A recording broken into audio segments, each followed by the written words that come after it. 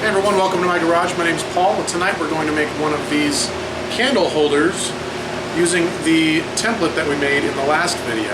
So I'm thinking that this will probably go really quickly and show you guys the benefit of making and using a template. The first thing we have to do is decide what type of material we want to use. I like using this walnut because it's dark and it contrasts with this dowel that's super easy to find. And so that's what I'm going to do. I also already have some walnut laying around that I was saving for another project. Still be able to do it. So this claims to be 5.5 inches wide, as you all know. You can never really trust what's on there.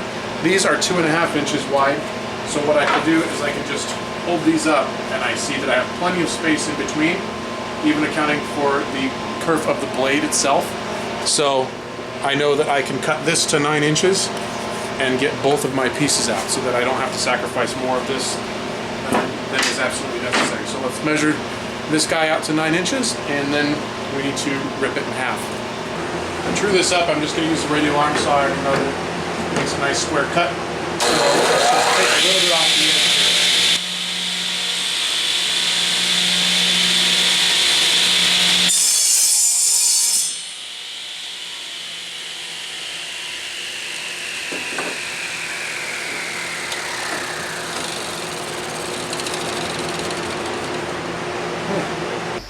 Alright, using our trusty combination square, set it to 9 inches.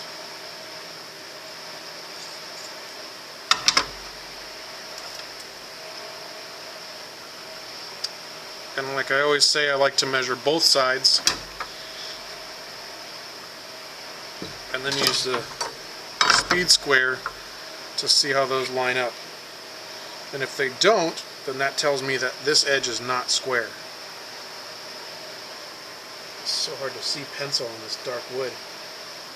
Looks like yeah,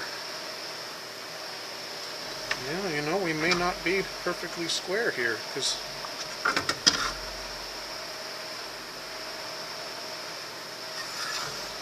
I don't know. Yeah, alright, so here's a good learning experience. So we've got 9 inches from this side and 9 inches from this side, but they don't line up with, you know, justified to this edge. So that tells me that this cut is not perfectly square. We could even check it by doing this. It's close, but there's a little bit of wobble. Can you guys see that? A little bit of wobble there. I don't like that. So we're going to have to true up this side, chop off a little bit, make sure it's square. Okay, so I just made sure that my radial arm saw is perfectly square, cutting perfectly square. This isn't the greatest fence, I need to replace it at some point. But now that we have a square fence, square blade, square through the fence, I'm just going to take a little bit off of here just to make sure that we have a good cut.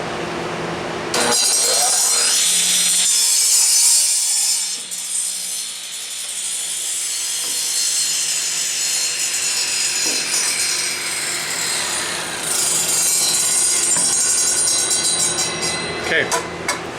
Now we just double check it, make sure we're square, and yep, we're square on both edges. So now we have a perfectly square corner there. Now we can proceed to cutting it to 9 inches. Okay, let's try this again. Now that we have a nice square edge. 9 inches, take 2. Mark at the edge. You guys who've watched a few of the videos have seen that I like this method. It might seem a little redundant, but we did just catch what could have been a real hassle. Look at that. Now we just line up perfectly. There's our 9 inches. I'll go ahead and just cut this to length over on the radial arm saw.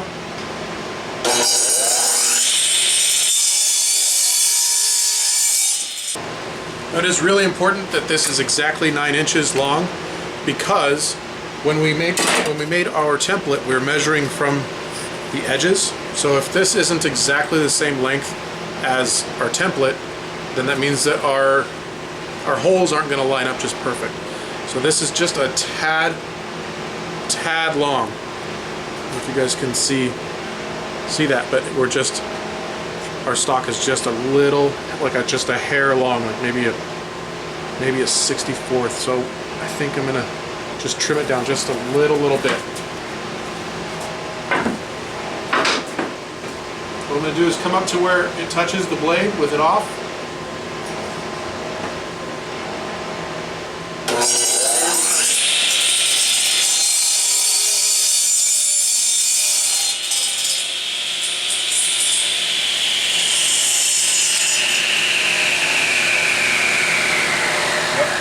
essentially all I was doing was just chipping off the very, very, very edge of this thing. You know, you probably could have gotten away with it, but I want to do this right. Okay, so next we need to cut this to width. And what we could have done the first time is just... I'm shouting because I have these on. What we could have done the first time is just take our stencil, lay it down here, and mark our length. But it wouldn't, if we did that, we wouldn't have caught that mistake of where this edge was not perfectly square. So I'm glad that we did it that way. Now that we have a piece that we know is square, because we've cut it on both ends. Remember, I trued up one end, and then we chopped this end off of the bigger piece of stock. So now we know that we have a square piece. Now we can, if we want to, we can just hold this down to the edge and make our line. I think I'm still going to measure just because I want to be on the safe side, and it really doesn't take that much time. So we know that our width needs to be 2.5 inches. So what I'm going to do is just set the table saw for 2.5 inches and rip this down.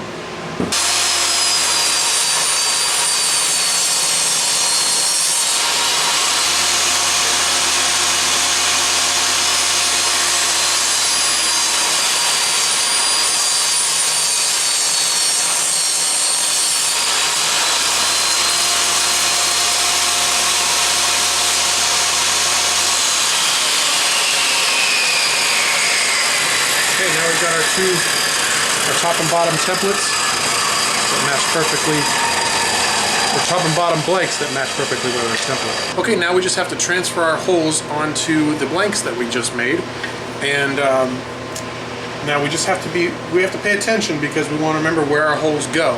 So on one side of this, we have holes, only holes for our Forstner bit where our actual candles go. On the opposite side of that, we have our dowel holes, and on the other side, we just have one side that has dowel holes in it.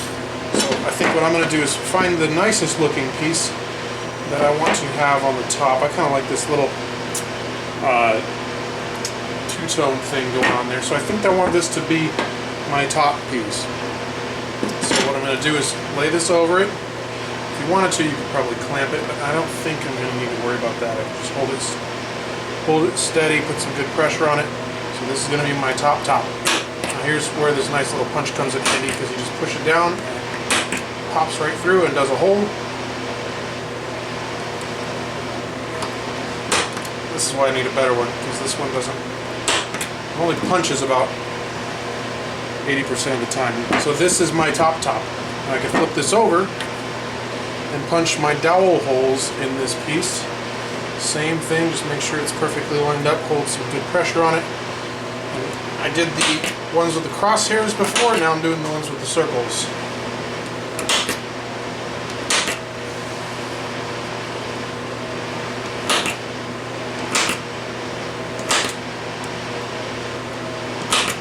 Alright, now the other one only needs to have the cross holes. There's a little bit of a dent in the bottom of that, so that can be the bottom. So, line up again, same thing.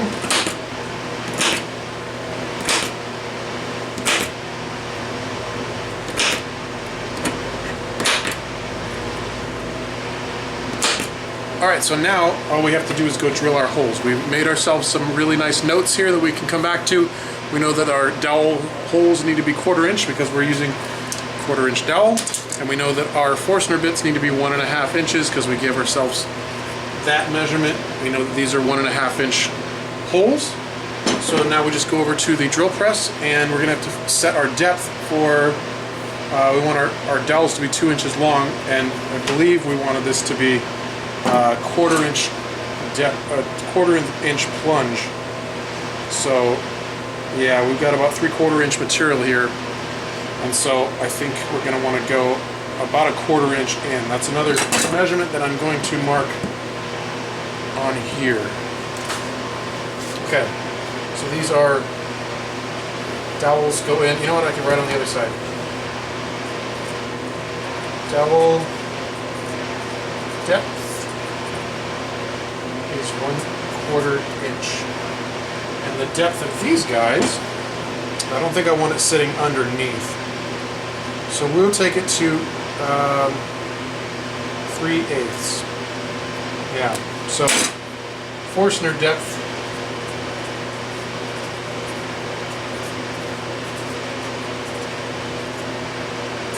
(3/8 of an inch. And now we have even more for our template. Now it's time to drill some holes in our blanks that we made. It's important that we set our depth for this part because we don't want to go too far. We've only got about 3/4 of an inch of material to go here. We don't need a whole lot for the dowel to sit in. So if we remember, we just made ourselves this little tip. Dowels go 1/4 inch in. If you don't have a drill press and you want to just use a hand drill, you can put the drill bit in your drill, measure up 1/4 inch from the bottom, or from the tip of the bit, and give yourself a flag made out of tape so that you know how far to go down. Ideally, you want to make sure that your holes are perfectly straight so that you're not all crooked when they're coming out of the holes, but it might correct itself enough and maybe have a little bit of give if you're doing it that way. So there is a way to do it without a drill press. So let's get cooking. Let's go ahead and set this up. For this first one, when I'm just setting my depth, I'm going to go ahead and mark on the edge here, because that'll be the easiest way for me to look at my look at exactly where my drill is coming down to, so I can release the stop. Also, I like to leave my bit hovering just over the top when I'm doing repeat cuts, because then it's really easy when I'm going up and down. The drill bit's not going way up here in outer space, and it's a lot easier for me to just see where it's going to be, so I can make repeat cuts without stopping the drill every time. So, release my existing stop, come down here, put it right where I want it, right there, and then set my stop right there. Should be just fine. Now I do have a measured stop, but I really don't trust it on this drill press. Okay, let's get making some holes. So we have our punched holes on this side, and then we're going to do our dowel holes on the other piece as well, and then we'll come back and this is our top piece and we'll do our Forstner bit pieces.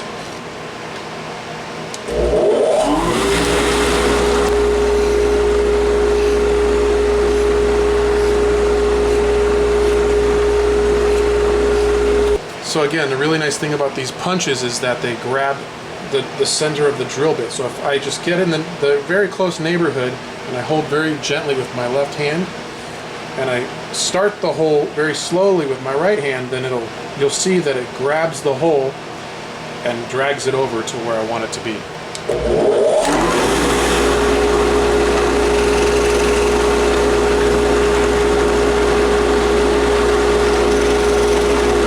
Now that we have our dowel holes drilled on both pieces, it's time to take our 1.5 inch Forstner bit and drill out these holes that we already center punched for where the candles are going to go. So you can already see it's got a nice little head start right there.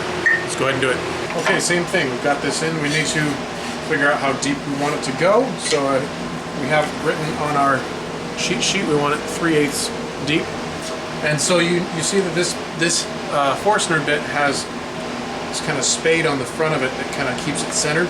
What we're interested in is where this blade falls, because there's all kinds of different heights all over this thing. So we want it to go to, you know what, I might even back that off a little bit. Let me show you why. If you look really closely, if I set the edge of the blade down to where I want it to be, this pin in the middle is almost punching all the way through. So I think I'm going to go with a little bit less than that. I'm going to actually set it up about another 1/16 of an inch or so, just because I don't want to almost be blowing out the back end. So I'm going to have to adjust this measurement as well to reflect that. Alright, let's get drilling.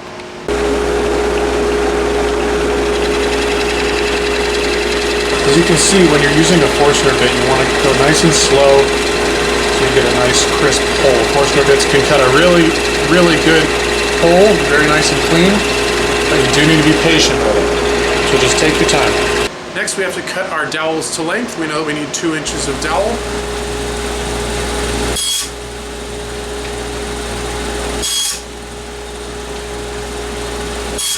Okay, we are closing in on the finish line here. All we have to do is sand these down. The Palm ROS, random orbital sander, knock down some of these machine marks that were on here and any residual pencil marks, and then just the little imperfections from the drilling process. And then we can move on. We're getting close. The Palm ROS is great for hitting these broad surfaces and everything, but I think to put a little bit more finesse on it, I'm going to clean it up with a little bit of hand sanding down in the grooves where the actual candles are going to sit. I really like this this sandpaper that's just really, it's almost like a gummy type of texture. It's just really flexible. It's better than regular sandpaper, and it lets you get down in these grooves a lot better, and it's super flexible, so you don't feel like you're fighting the that really hard paper backing of the of regular sandpaper. So it's just really nice for detail work. So all I'm going to do now is just hit this with a little bit of air, knock off that little bit of dust. Another little trick is I like to use a microfiber cloth, and this also wipes off anything, because next we're going to, well, pretty soon we're going to be applying a finish to it, and you don't want any dust on the surface when we're putting our finish on. Okay, so here's the thing about the finish. I'm going to put just a clear coat on these because I love the way that this wood stands out on its own. If you are going to use a different finish for your dowels than you are for your major, your main pieces, here's the thing. Glue sticks to wood better than it does to finish. So if you're going to put different types of finish, then you need to consider that. I'm just going to put, I'm going to assemble this, and then I'm going to stain the whole thing all together because I'm just using a clear coat. So just one thing to consider, especially because I'm going to be batching these. I don't even want to try to put a separate stain on each one and try to, you know, mask off the ends of these dowels so that I don't get stain on them. Plus I think it just looks great. So up next we're going to glue it together, and then it just needs a stain and we're done. Seeing as how this is not like a major structural piece, I'm just going to put a little tiny dab of glue on the end of each piece and stick it down there, because I don't want to be dealing with a whole bunch of squeeze out. Big old mess. So I'll stick them all in one side first. I like to give it a little bit of a twist so that it kind of spreads the glue out after I've pushed it in there. Okay, now here's the kind of tricky part. I'm going to put just a little bit of glue on the top of each one of these. This press fit is almost good enough on its own. That's why I'm not too concerned about putting a whole bunch of glue on there. Okay, now we're going to align these and try to get them all going in the holes at the same time. Kind of start from one end and work our way across. We're gonna get some smearing here. Looks like there's no way around it. The dowels aren't perfectly straight, but we can always clean up the squeeze out. So they'll all go at the same time once we get them all happily aligned.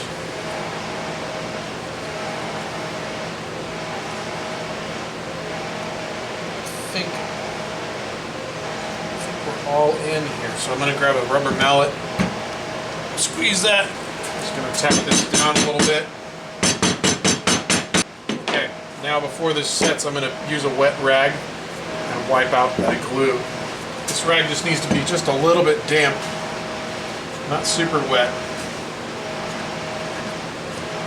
because you don't want the wood to expand on you. I'm going to wipe this off with the wet, and then I'm going to get the water off with a dry towel as well. Right now we're just trying to get rid of this glue, because cleaning the glue out of these little cracks is going to be a major pain if we have to do that once it's dried. Now I'm just going to wipe off any excess water. The nice thing about this project is our glue is all inside. There's no exposed glue. So as soon as this surface water dries up, I can actually go ahead and throw the stain on it tonight. And then by tomorrow, the glue and the stain will all be dry. Look at that, it's already looking so much better. Here's our original, and you can see how they're kind of crooked, especially from this angle. But look at that, that's nice and straight because we used a template. We made sure that everything was cut and measured exact. Wow, that's great. That's just looking so much better. Okay, well let's let this thing dry up for another couple of minutes and then we'll throw some stain on it. For our clear coat, I'm just going to use this Varathane natural wood stain. Now this is just a natural clear coat. Got a little piece of paper I'm going to throw over my nice silicone mat. I don't know if silicone will get stained by stain, but I guess we'll find out. So these silicone mats have been absolutely wonderful. They're one of my favorite gadgets. I think, I was just telling someone the other day, I think silicone is probably my favorite material, at least right now. Because you can use it for, I mean, I have oven mitts that are made of it, so hold hot material. I have, you can use it to open jars because it grips really well. And then of course I use it to glue and stain. So because the glue, if you use wood glue on it, then it just, you can kind of roll the silicone and it'll kind of fall right off. So wood glue doesn't stick to it. There's just a lot of uses for it. It's just a pretty cool material. I just recently got some silicone drinking straws that are reusable just to be a little bit more environmentally friendly. And those seem to be working out really well. I was a little bit worried that they might be a little bit flimsy and kind of, when you sucked on them, that they might, you know, like collapse when you're sucking up your drink, but they actually work really well. I've tried those paper straws. I think they suck. Well, I guess all straws are supposed to suck, right? But I'm not a huge fan of the paper straws because if you take your time to drink your drink, then they get really soggy.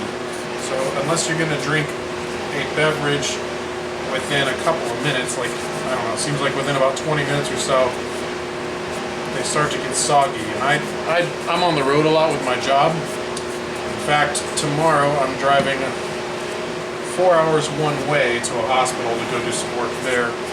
And if I take my time on a drink that has a paper straw, then pretty soon I don't have any way to drink anymore. So I'm not much for the plastic straws. However, if you want to invest in some silicone straws, I totally would give my recommendation because they've been awesome. Anyway, back to what you came for. Just making sure I get a nice thin coat on everything.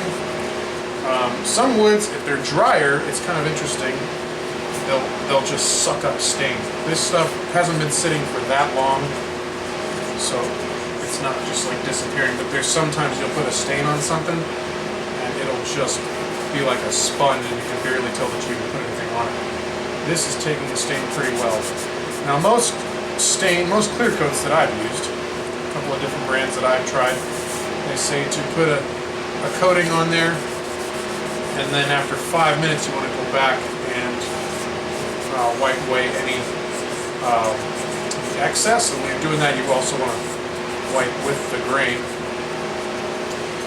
so that you don't get any weird marks.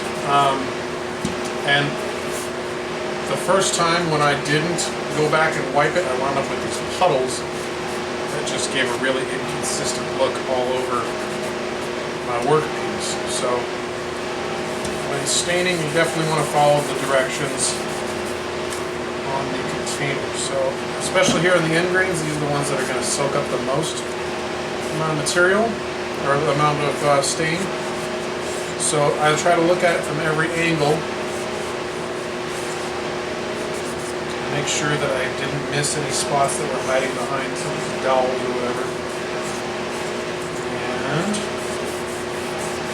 I think we've got some pretty good coverage. You can see how it it took on a much darker look. And it will lighten up a little bit as this dries. Alright, so that is done. Now I'm going to put my lid back on. Always want to make sure everything's sealed up nice. Okay, so in a couple of minutes I'm going to come back and wipe off any excess from this thing. Well, here's another way I can correct that. You see how it's a little bit twisted? Right now the glue is still a little bit malleable. If you guys can see that how that wasn't quite straight. Now it is. So I think good. It's looking really beautiful. So I'm going to come back in a couple minutes and wipe off any puddling spots that are refusing to dry. While that's setting up for the first part, I want to show you guys this little trick that I came up with. You can buy some kind of like these spikes that will hold your work by a very small point. And it's not too expensive, but I found I could make them out of scrap. So this is just plywood I cut into squares, drilled a hole in the middle, used a dowel, and then I just on a sander just sanded that down to a fine point. And I made a bunch of them, and now I have basically the same thing out of scraps that were just going to go in the trash anyway. So a nice little trick. And the reason why these are helpful is when you are drying something, you can put it on there and it has a very, very, very tiny, tiny point of contact. So I can set this up on here so it's not going to dry to my bench. And this is the bottom. So in this particular case, nothing's going to show anyway on the bottom. But even if they did, it was only going to be a tiny, tiny little point of contact.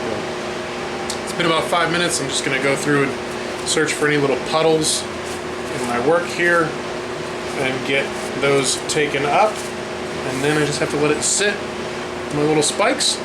And then we will have a finished product we can look at tomorrow.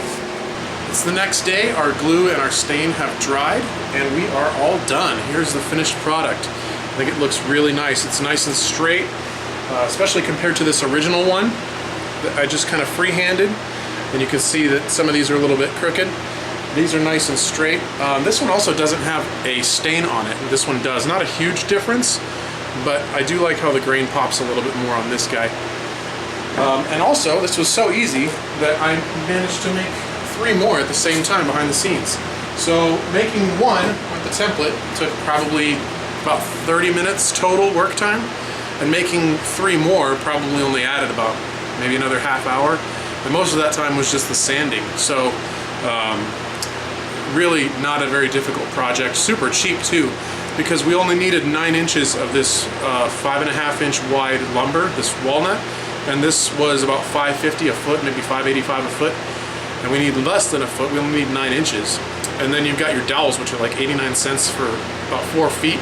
So you're talking about $7 total in materials.